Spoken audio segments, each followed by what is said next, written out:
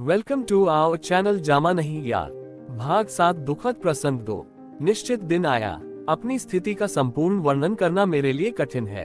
एक तरफ सुधार का उत्साह था, जीवन में महत्व परिवर्तन करने का कुतूहल था, और दूसरी तरफ चोर की तरह छिपकर काम करने की शर्म थी। मुझे याद नहीं पड़ता कि इसमें मुख्य वस्तु क्या थी। हम नदी की तरफ एकांत की खोज में चले। दूर जाकर ऐसा कोना खोजा जहां कोई देख न सके, और वहां मैंने कभी न देखी हुई वस्तु मांस देखी। साथ में भटियार खाने की डबल रोटी थी। दोनों में से एक भी चीज मुझे भाती नहीं थी। मांस चमड़े जैसा लगता था। खाना असंभव हो गया। मुझे के होने लगी। खाना छोड़ देना पड़ा। मेरी वह रात बहुत बुरी बीती। नींद नहीं आई। सपने में ऐसा भास होता था मानो शरीर के अंदर बकरा जिंदा हो और रो रहा हो। मैं चौंक उठता, पछताता और फिर सोचता कि मुझे तो मांसाहार करना ही है। हिम्मत नहीं हारनी है। मित्र भी हार खाने वाले नहीं थे।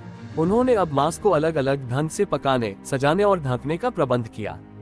नदी किनारे ले जाने के बदले किसी बावर्ची के साथ बातचीत करके छिपे छिपे एक सरकारी डाक बंगले पर ले जाने की व्यवस्था की, और वहां कुर्सी, मेज वगैरह सामान के प्रलोभन में मुझे डाला। इसका असर हुआ। डबल रोटी की नफरत कुछ कम पड़ी, बकरे की दया छूटी, और मांस का तो कह नहीं सकता, पर मांस वाले पदार्थों में स्वाद आने लगा। इस तरह 1 साल बीता होगा, और इस बीच 5-6 बार मांस खाने को मिला होगा, क्योंकि डाक बंगला सदा सुलभ न रहता था, और मांस के स्वादिष्ट माने जाने वाले बढ़िया पदार्थ भी सदा तैयार नहीं हो सकते थे। फिर ऐसे भोजनों पर पैसा भी खर्च होता था।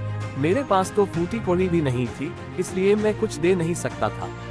इस खर्च की व्यवस्था उन मित्र को ही करनी होती थी। उन्होंने कहां से कैसे व्यवस्था की, इसका मुझे आज तक पता नहीं है।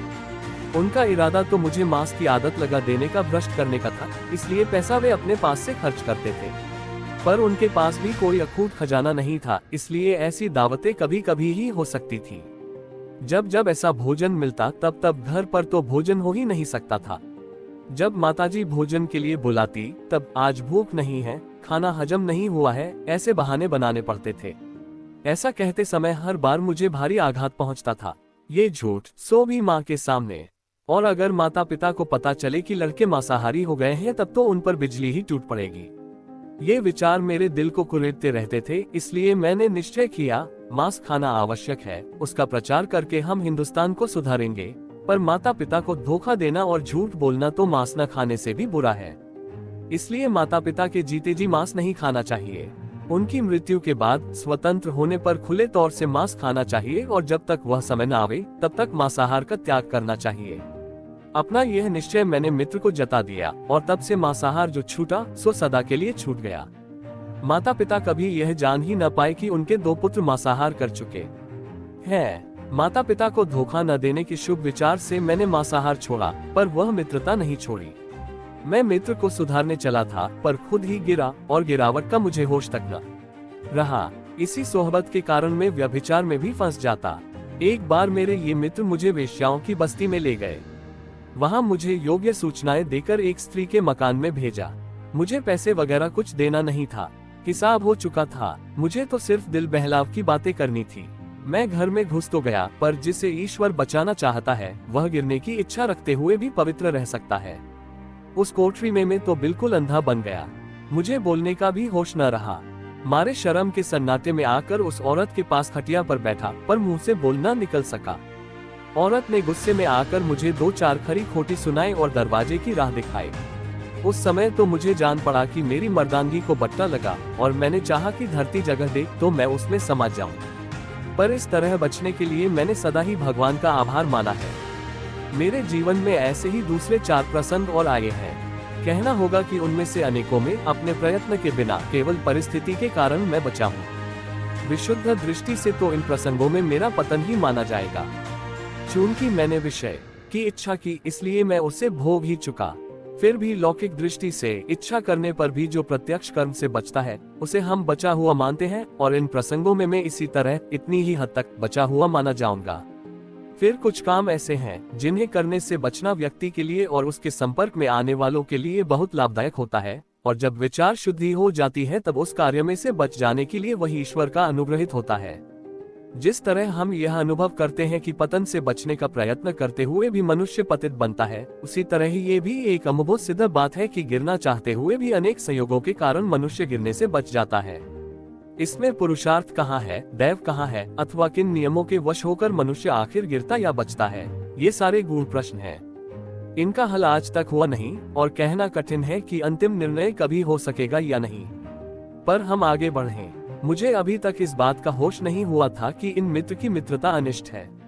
वैसा होने से पहले मुझे अभी कुछ और कड़वे अनुभव प्राप्त करने थे। इसका बोध तो मुझे तभी हुआ जब मैंने उनके अकल्पित दोषों का प्रत्यक्ष दर्शन किया। लेकिन मैं यथासंभव समय के क्रम के अनुसार अपने अनुभव लिख रहा हूँ, इसलिए दूसरे अनुभव आगे आवेंगे। इस समय की एक बात यही कहनी होगी।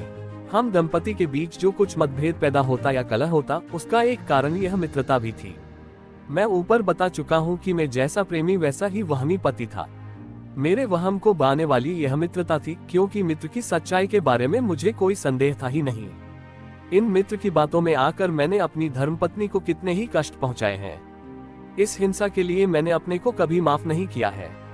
ऐसे दुख हिंदू स्त्री ही सहन करती है और इस कारण मैंने स्त्री को सदा सहनशीलता की मूर्ति के रूप में देखा है। नौकर पर झूठा शक किया जाए तो वह नौकरी छोड़ देता है, पुत्र पर ऐसा शक हो तो वह पिता का घर छोड़ देता है, मित्रों के बीच शक पैदा हो तो मित्रता टूट जाती है, स्त्री को पति पर शक हो तो वह मन महसूस कर बैठी रहती है, पर अगर पति पत्नी पर शक करे तो पत्नी बेचारी का भाग्य ही फूट जाता है। वह कहाँ जाए।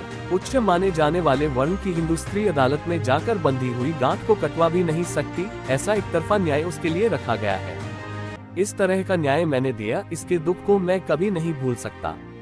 इस संदेह की जड़ तो तभी कटी जब मुझे अहिंसा का सूक्ष्म ज्ञान हुआ, यानी जब मैं ब्रह्मचर्य की महिमा को समझा और यह समझा कि पत्नी पति की दासी नहीं, पर उसकी सहचारिणी है, सहधर्मिणी है, दोनों एक दूसरे के सुख दुख के समान साझेदार हैं, और भला बुरा करने की जितनी स्वतंत्रता पति को है उतनी ही पत्नी को है।